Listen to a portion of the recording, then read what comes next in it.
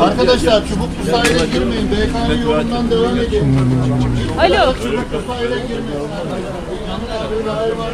BK'nın yolundan kabaca devam edin.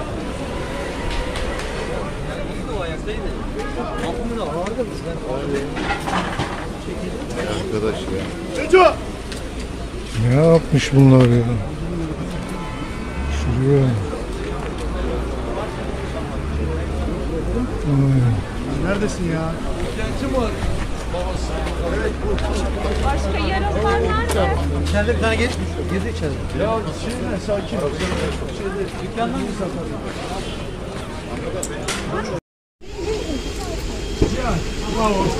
Arafatçı bak. Yardım et. Bunlar mı güzel? Kamil. Abi ne yapıyorsun? Amcam bir saniye. Yüzünü çekmenden.